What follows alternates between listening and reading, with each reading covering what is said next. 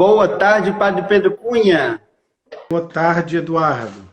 Muito bem. Então, Padre, eu estava conversando aqui já com quem está entrando, com quem está chegando aqui, e hoje a gente não vai ter um tema específico, né? A gente vai responder a perguntas de temas diversos, que já recebemos, inclusive, algumas, né? A gente tem divulgado a semana inteira todas as lives que o A12 tem feito, e a gente já recebeu algumas perguntas, então a gente inicia já com o que temos aqui. Tudo bem? Tudo bem? Então vamos lá, Padre. Enviou para a gente a Sônia Regina, né? Ela perguntou, aliás, ela está dizendo que está sentindo ou não está recebendo a Eucaristia. Então ela queria que o senhor comentasse a respeito disso. Veja bem, Eduardo e Sônia, não tem problema nenhum da gente sentir saudade da Eucaristia. Eu também saudade da Eucaristia celebrada ali junto com o povo. Mas as circunstâncias, elas são diferentes agora. O que eu digo para as pessoas que têm a graça de poder receber Jesus diariamente, ou tinha isto no período antes da quarentena, é para a gente, nesta hora, pensar um pouco naquilo tudo que vive milhões e milhões de pessoas que, por exemplo, estão impedidas de comungar por alguma razão. Por exemplo, aqueles que são casados em segunda união, eles não comungam sacramentalmente, eles comungam espiritualmente, como nós, ou como você está comungando agora. Então, é também uma oportunidade da gente se sentir no lugar do outro, perceber o que é que o outro vive, como é que o outro passa a sua vida, inclusive fora desse tempo de pandemia. Às vezes, algumas destas pessoas, pela vida toda. Então, ter saudades da Eucaristia não é um problema. A gente tem saudade de tudo aquilo que nos faz viver, né? Nesse período, a gente também tem saudade de outras coisas, né? A gente tem saudade de abraçar, de estar junto, de visitar e etc. Então, isso não constitui um erro nem um pecado. A gente só tem que aprender a tirar proveito disso. E o proveito é, eu agora estou igual a todos aqueles meus irmãos e irmãs que não podem comungar do modo como eu comungava, mas que comungam sempre espiritualmente. Agora existe toda uma igreja comungando espiritualmente. Isso deve nos unir, isso deve nos fazer parte de um todo. Padre, agora, antes de passar para a próxima pergunta, né, eu esqueci de avisar no início, uma coisinha para o pessoal que está nos acompanhando, né? Porventura a live cair, tem sido muita gente fazendo live, né? A internet anda estável, todo mundo em casa, então se a live cair, automaticamente a gente começa de novo e vai começar de novo quantas vezes for necessário, certo? A segunda coisa, às vezes a live não cai, mas o áudio some e a gente que está aqui não fica sabendo. Então eu peço para que vocês aí ajudem a gente, e se o áudio sumir em algum momento, vocês avisam que a gente vai começar a live de novo. Isso tem acontecido muito no mundo inteiro, porque o Instagram está instável mesmo, mas a gente vai continuar aqui. Padre, a segunda pergunta é da Silvana Moreira, né? É uma pergunta grande, eu vou ler aqui. Ela pergunta assim, Padre, eu gostaria de saber como será a nossa vida depois da morte e a ressurreição da carne. Diante de todo o mistério da morte, como vamos ressuscitar e como será a nossa vida com o Pai? E como será a vida daqueles que não estarão diante do Pai? Oh, Silvana, um abraço grande para você. Silvana, lá de Machado, é uma amiga maravilhosa, extraordinária. Saudades de você, Deus te abençoe. Ô, Silvana, esse desejo seu, minha filha, também é o meu. E acho que é o desejo de todo mundo. Todo mundo quer saber, né? Quer saber de uma coisa? Ninguém sabe não, filha, né? Porque ninguém que foi voltou para dizer como é que é, não, né? E se voltou, Deus o livre, eu não quero nem ver. Então, é isso, sabe, Ana?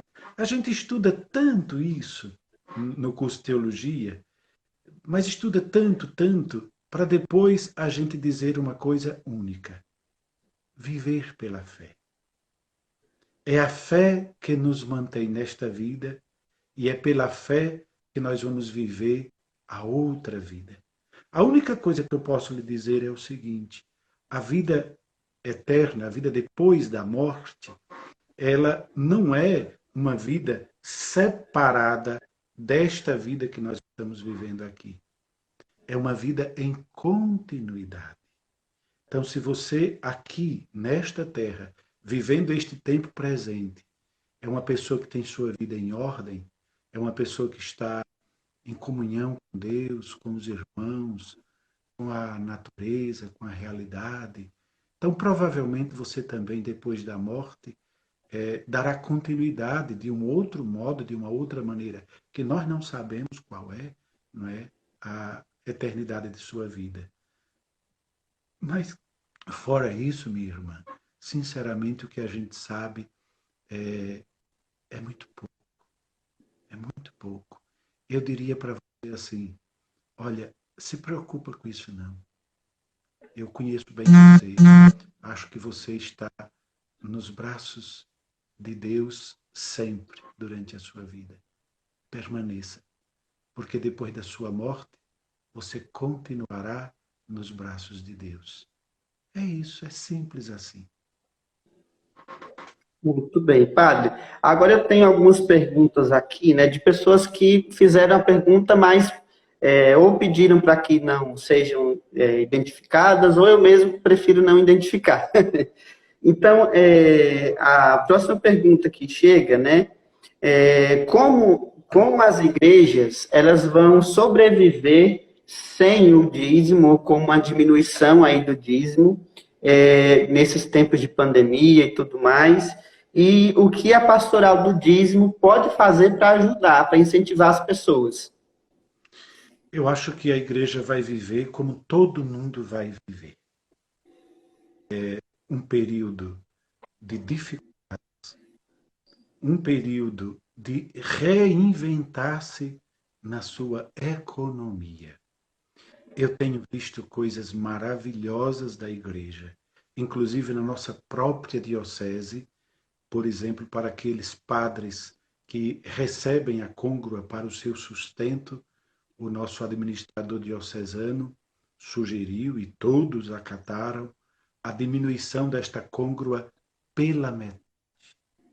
Mesmo porque agora nós não estamos gastando com combustível, com outras coisas que a gente fazia quando a gente estava na igreja, na paróquia, no santuário, antes da pandemia. Então, existirá uma queda no dízimo? Sim. A maior queda, no entanto, não é no dízimo. A maior queda é na oferta. O ofertório que é feito, aquela coleta que é feita durante as celebrações. Eu, por exemplo, no Santuário de Santa Cabeça, não tenho dízimo, porque lá é um santuário, é uma paróquia, né? E não tenho nada. Então, há um mês não entra um único centavo no Santuário de Santa Cabeça. Por quê? Porque o santuário está fechado, as pessoas não vão lá, né? Então, não deposita a sua oferta no cofre. Como eu não tenho dízimo, então também não entra no dízimo. Então, eu estou vivendo daquilo, quando eu digo eu estou vivendo, é o santuário, porque eu, graças a Deus, não recebo nada da igreja, nenhum salário da igreja. Eu recebo meu salário como professor universitário e vivo dele, né? Mas o santuário está vivendo de uma pequena reserva que nós fizemos, né? E para arrumar o telhado, então estamos pagando luz, estamos pagando telefone, estamos pagando as nossas despesas ordinárias com isso. As paróquias também sofrem com isso. Você pense, por exemplo, vamos citar o caso aqui, que é um dos maiores, o próprio Santuário de Nossa Senhora Aparecida. Imagine o quanto de arrecadação o santuário tinha na medida em que ele estava aberto e as pessoas iam visitar o santuário. Imagine que agora não entra um único centavo disso. O santuário está vivendo eminentemente da campanha dos devotos, por exemplo. Então você veja, há uma queda substancial. Agora, o que é que a gente tem de ganho nisso? Primeiro que algumas despesas diminuem. Por exemplo, a despesa com água, a despesa com energia também diminui. Então, graças a Deus, esta conta, nós que administramos determinadas áreas da igreja, estamos fazendo para a gente poder ver como vamos como vamos sobreviver. Agora, não é fácil. O que eu digo é o seguinte, você que é paroquiano, que pode continuar colaborando com a sua comunidade paroquial, por favor, continue, porque as despesas básicas, elas não cessaram. Por exemplo, você que é da campanha dos devotos, mais do que nunca, agora sim você tem meios para isso. Você na sua paróquia, por favor, se puder, dê um pulinho rápido lá e faça. Ou então ligue para o seu padre, peça o número da conta da paróquia, né? E diga, padre, eu vou depositar lá. Né? E faça isso online, porque hoje isso é possível, não precisa ir ao banco. Então nós vamos ter que nos reinventar mesmo, não tem jeito. Mas todos nós, sem exceção, passaremos por dificuldades, como as empresas, como as pessoas. Sim, o padre, também chegou aqui para a gente um comentário, né? E eu fiz questão de separar ele aqui para o senhor comentar, porque existe muito aquele olhar de fora e o olhar de dentro que muitas vezes é muito diferente, né? Alguém comentou que a Igreja Católica, o Papa e etc., não estava fazendo nada, que rezar só não adiantaria para nada, né? E aí a gente sabe que não é bem assim. Eu gostaria que o senhor comentasse um pouco a respeito disso.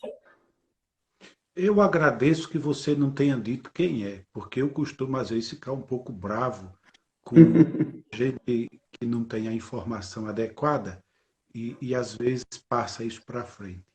Primeira coisa, quem fez essa pergunta, se fez por maldade ou por desconhecimento, dizer a você o seguinte, meu filho, você tem noção do que a Igreja Católica sempre fez, não agora só, sempre fez, e do que está fazendo agora? Você tem noção de quantas casas de longa permanência são mantidas pela Igreja e que neste momento estão sendo os nossos idosos protegidos lá? Você tem noção de quantas pastorais sociais existem na igreja inteira, que neste momento se desdobra? Olha, ontem eu estava lendo do arcebispo de Campinas um relatório que o vigário-geral dele mandou para ele, dizendo aquilo que estava sendo feito na periferia. Eu fiquei 15 minutos lendo o relatório, dizendo, em tal forania está acontecendo isso e isso, em tal isso e isso, isso, em tal paróquia isso e isso, em tal paróquia tal padre está fazendo isso, etc, etc. Meu filho ou minha filha, seja você quem for, você está completamente desinformado. Nós rezamos sim, e rezamos muito, porque sem a oração a gente não se sustenta. Olha, nós no Brasil ainda não chegamos nem a um terço do que vai ser, talvez a um quarto do que vai ser essa pandemia aqui entre nós. Deixa chegar na metade.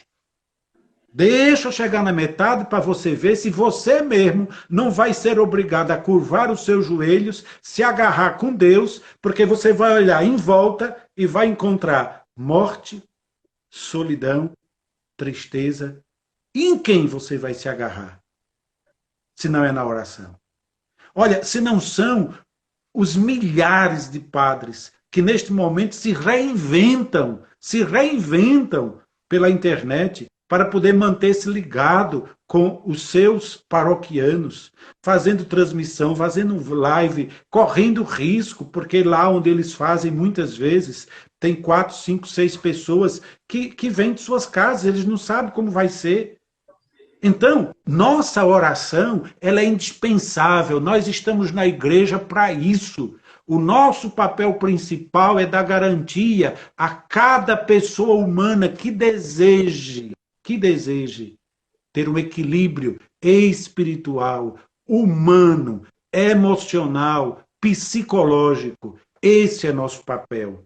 Mas nós também assumimos um papel que deveria ser o papel do governo, inclusive, né? De dar garantias ao pobre, especialmente ao pobre mais pobre, de ser acudido em todas as horas. Não só nessa hora, mas em todas as horas. A igreja não cuida dos pobres agora. A igreja cuida dos pobres desde sempre. Desde sempre. Olhe as grandes obras de misericórdia que existem. Se hoje muitas das santas casas estão suportando esta realidade que é o coronavírus, foi porque um dia a igreja assumiu e começou essas obras de misericórdia. Tanto é que chama-se Santa Casa de Misericórdia. Olha a Santa Casa de Misericórdia de São Paulo, né? Que já foi afetada financeiramente outrora de forma devastadora. Está de pé e está lá fazendo o seu papel nesse momento. Olha o Santo Padre, o Papa. Essa criatura não vê internet não, pelo amor de Deus. Pelo amor da Virgem. Olha o Santo Padre, o que ele tem feito. Olha os cardeais de lá, que tiraram dinheiro do seu bolso para... Olha o esmoleiro do Santo Padre lá, na rua, correndo risco para poder proteger os pobres. Então, dizer que a igreja só reza, isso não é uma ofensa para nós, viu? Dizer que a igreja só reza, não. É nosso papel rezar. E esse é o papel preponderante. Nos sentimos orgulhosos que você diga que a gente reza. E a gente reza mesmo. E agora reza mais do que nunca, né? Mas olha, filho, que a igreja tem feito socialmente, só Deus sabe. Porque nós também não estamos por aí com a bandeira ou uma faixa dizendo estamos fazendo isso. Nós seguimos o Evangelho. Sim, e aqui só para também citar, né, assim, mais concretamente, se de repente o que ele quer saber por exemplo, de questão de valores materiais, né, antes mesmo da pandemia ter o primeiro caso lá no Vaticano, por exemplo, que se eu não me engano são 6 casos que teve dentro do Vaticano, antes dos muros lá se fecharem, o Papa de cara já doou 100 mil euros para a Caritas Italiana, porque a situação na Itália como um todo já era crítica naquela época, isso há 2 meses atrás. Depois veio doação de respiradores, o Papa mesmo quis correr atrás disso para poder ajudar da melhor maneira. Veio o incentivo do Papa à alta cúpula de cardeais para fazer a doação do próprio bolso, como o senhor mencionou aí, e também, né, e diversas outras coisas que eu não vou me lembrar aqui agora. Então, além do rezar e de tudo que a igreja já fez durante toda a sua história, né, nesse momento só não enxerga mesmo quem não quer, né? Padre, agora aproveitando também, né, o ensejo aí dessa pergunta, o senhor como fundador das aldeias de vida, né, as aldeias a nível mais tem feito algo também nesse sentido do combate à pandemia, ao coronavírus, alguma ajuda, alguma coisa nesse sentido? Olha, Eduardo, nós criamos o que a gente chama de Fundo de Solidariedade das Aldeias de Vida. As aldeias de vida são pobres, pobres, pobres, pobres. Nós vivemos como pobres e isso faz parte do nosso jeito de ser. Inclusive os locais onde a gente faz os nossos encontros são sempre muito simples, muito humildes, não é? Não temos nada de luxo nem de riqueza, né? Então nós, de fato, não temos recursos como nós gostaríamos de ter para ajudar a pobreza. Por isso nós criamos um fundo para isso, né? E esse fundo é um fundo que qualquer pessoa, inclusive, pode ajudar. Porque as aldeias não desejam ajudar somente quem é aldeeiro, mas a qualquer pessoa humana que precisar de nossa ajuda e que a gente consiga ajudar essa pessoa. Então existe um site chamado Vaquinha, só que é Vaquinha com K. E nesse site a gente faz toda uma campanha para arrecadação de fundos e por meio desses fundos a gente pretende ajudar aquelas pessoas que a gente pode ajudar, desde aldeeiros a qualquer outra pessoa. E inclusive aproveite essa oportunidade, que se as pessoas desejarem, é só entrar lá em Fundo de Solidariedade Aldeias de Vida e você vai encontrar informações sobre isso. Então, essa foi uma ideia de um dos nossos guardiões, o Fernando, da cidade de Alfenas, e depois a Juliana Alckmin também entrou, e depois nós criamos uma comissão para isso. Durante 15 dias nós montamos tudo isto com seriedade, com critérios, direitinho como deve ser feito, né? E na semana, acho que segunda ou terça, acho que foi segunda-feira à noite, nós lançamos oficialmente esse fundo para a gente poder fazer a arrecadação entre nós aldeeiros, mas qualquer pessoa pode colaborar, para qualquer pessoa que precise também da nossa ajuda. Então, nós também estamos fazendo o que precisamos fazer. Padre, tem mais pergunta também aqui,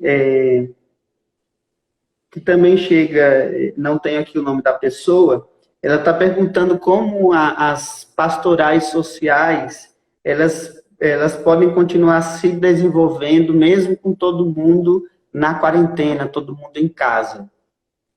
Bom, pastoral social não se faz só na rua, né? Pastoral social, ela se faz, em primeiro lugar, dentro de nós. Ela é um comprometimento nosso, em primeiro lugar. Toda pastoral, em primeiríssimo lugar, tem por missão a oração pelos seus destinatários. Por exemplo, nós das aldeias de vida temos um trabalho primoroso dentro das prisões, das penitenciárias, dos presídios, especialmente o núcleo de Taubaté, de Campo Belo e de Alfenas tem esse trabalho de forma espetacular. Nós agora não podemos ir lá e não devemos ir lá, né? Então, o que a gente faz? Aquilo que, em primeiro lugar, nós sempre fizemos. Rezar pelos nossos destinatários. Pedir a Deus a ajuda para cada um deles, né? E nos preparar para o retorno. Isto porque diz respeito a um presídio. Mas aquelas pastorais sociais que dizem respeito, por exemplo, à saúde, está todo mundo na linha de frente, igual o médico, gente. Você acha que os católicos estão dentro de casa, parado? Os que estão na linha de frente da área da saúde, por exemplo? Não, não estão não, viu? Tal qual os médicos, os enfermeiros, os técnicos de enfermagem, o pessoal de limpeza, de alimentação dos hospitais e etc. Tem muita gente da Pastoral da Saúde na linha de frente, colocando em risco a sua vida, para poder garantir, por exemplo, um pouco de leite, um pão que seja, para uma família que está necessitada. A Pastoral Social não deixou de fazer e não deixará de fazer o seu papel neste tempo. Padre, eu estou vendo aqui que o Arionel do Paulo, ele já comentou 2 vezes e eu não pude ler. Ele está dizendo que ele e o irmão dele são seminaristas e que admiram muito o senhor. Oh, muito obrigado, meu filho. Que você seja um padre, o seu irmão, né, seja um padre abençoado, maravilhoso, seja um padre que goste de Jesus Cristo, e que goste de Jesus Cristo na Eucaristia e goste de Jesus Cristo no povo, porque aí você será um padre daqueles padres realmente inigualáveis, viu? Deus abençoe vocês dois, tá bom? Olha, ele complementou aqui, diz que são gêmeos. Vão ter que ficar em paróquias distantes para não confundir, hein? Olha, é mesmo. Você já pensou, né? Se um fizer uma coisa errada, sair a foto, né? Aí vai ser uma coisa triste. Mas vocês não vão fazer isso, né? Vão fazer tudo duplicado, né? Todo o bem duplicado, se Deus quiser. Muito bem, padre, eu queria agradecer aí a participação do senhor nessa live que a gente, mais essa live que o A12 está fazendo aqui hoje, né? Queria que o senhor mandasse, antes da gente encerrar, e antes de eu dar um recado final aí para todo mundo que está nos acompanhando, o senhor enviasse uma mensagem para todo mundo que está nos acompanhando, todos os seguidores do Portal A12 que estão acompanhando agora, os seguidores do senhor também, o pessoal das aldeias de vida está em peso aqui, que eu estou vendo.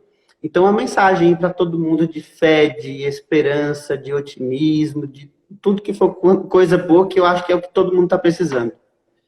Olha, gente, esta é a primeira live que eu faço na minha vida. Sabem disso? Eu No nunca na Insta, minha né? No vida. Instagram. No Instagram. Eu nunca na vida fiz uma live aqui. Eu vou lá no A12, né, participar daquele negócio que tem lá toda semana. Era o A12 Redação ao vivo, A12 né? ao vivo. Mas aquilo para mim é televisão. Aquilo vai para a internet, mas é igual televisão. Agora, eu aqui na frente desse celular, igual um besta, né? Se você ver a traquitana que eu fiz aqui atrás, para poder fazer esse negócio, você não faz ideia de como é que é. Esta é a primeira live na vida que eu faço, né? E não sei se vou fazer outras, mas de qualquer modo eu quero agradecer profundamente a todo mundo que está fazendo alguma coisa para o bem acontecer durante esta pandemia. Eu vejo que o povo das aldeias de vida, por exemplo, tem feito coisas maravilhosas, extraordinárias. Ontem eu tive uma reunião durante 1 hora e 40 minutos com 100 pessoas das aldeias de vida, porque o software que eu uso para a reunião online só cabe 100. Ainda ficou um tanto para fora. Mas todas as coordenações, todos os conselheiros de formação que conseguiram entrar e formar o grupo dos 100 estavam lá. Meu Deus, quanta coisa maravilhosa acontecendo nesse mundo. Quanta coisa maravilhosa. Eu quero agradecer a você que está acompanhando esta live nesse momento, dizer a você, obrigado pelo bem que você faz. Obrigado por você estar se reinventando. Obrigado por você não desistir de fazer o bem. Obrigado por você não ficar quieto dentro de casa, igual um mocorongo, mas você poder fazer o bem acontecer. E peço, pelo amor de Deus, a você, não espalhe o que não preste. Não espalhe. E não leia, viu? Não leia, não dê clique, não dê atenção, não presta, larga a mão. Nós não estamos neste momento como urubus no meio do mundo atrás de carniça. Nós estamos neste momento como pombas, voando em busca daquele pedacinho, aquele raminho de oliveira da paz. É assim que a gente está buscando. Então, não passe coisa que não presta para frente. Haja o que houver, não faça isso. Não leia e não passe. Mas todo bem passe. Especialmente coisa engraçada e boa. Eu gosto de ver coisa engraçada e boa. Você quer ver uma? Tem um tempinho, Eduardo? É só para dizer uma coisinha de nada. Né? Quanto o senhor quiser. Uma coisa engraçada e boa. Esses dias eu vi uma chargezinha que mandaram. A charge era uma conversa entre o capeta e Jesus. O capeta dizia assim para Jesus: você viu? Eu consegui fechar todas as suas igrejas. E aí Jesus olhou para o capeta e falou assim: você viu? E eu consegui abrir uma igreja em cada família. Quer dizer, isso é uma coisa linda de se ver. Primeiro, é verdade, né? É verdade, né? Mas é uma coisa gostosa aquilo. Porque eu fiquei pensando assim, ai, Jesus deve ter feito exatamente, ele deve pensar exatamente assim. Nós fechamos as igrejas, né? Pelo menos para as missas, etc e tal. Mas cada lá se transformou numa igreja. Essas coisas boas a gente precisa passar para frente. Então, a você, muito obrigado, viu? Padre, muito obrigado, obrigado a todos e até quarta-feira. Tchau.